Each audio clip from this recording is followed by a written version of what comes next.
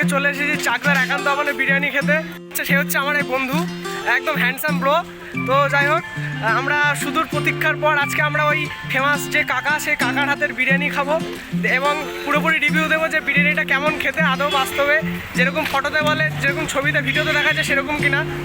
তো যাই হোক বন্ধু, চলো যাওয়া যাক।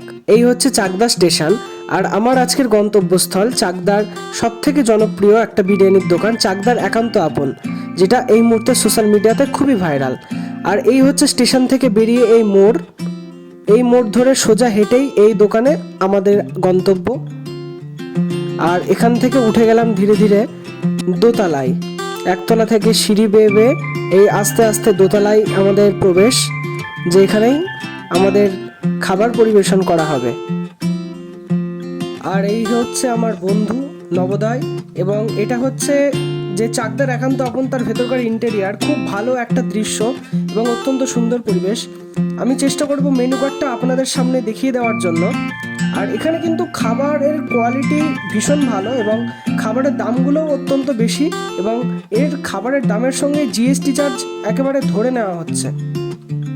আর এই হচ্ছে খাবারের মেনু কার্ড, আমি আপনাদের ভালো করে দেখিয়ে দেওয়ার চেষ্টা করব। আর চলে এসছে অনেক অপেক্ষার পর, এই হচ্ছে আমাদের বিরিয়ানি, মটন হান্ডি বিরিয়ানি, 700 টাকা, জিএসটি দিয়ে 720 টাকা এটার দাম। এছাড়াও অন্যান্য অনেক আইটেম আছে এখানে, চাউমিন আছে, দিয়ে মিক্সড ফ্রাইড রাইস আছে, অনেক রকম আইটেমস আছে। তার মধ্যে মটন হান্ডি বিরিয়ানি অন্যতম।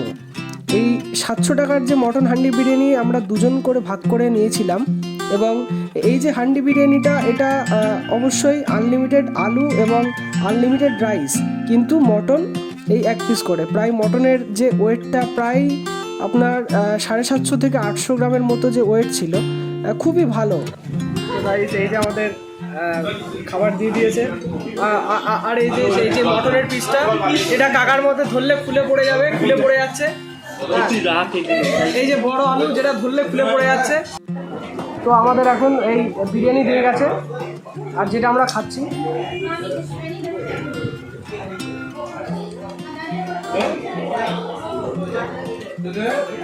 পুরো দারুণ ঘিয়ের গন্ধ, পুরো ঘিয়ের গন্ধে মজা করছে মটন বিরিয়ানি। তবে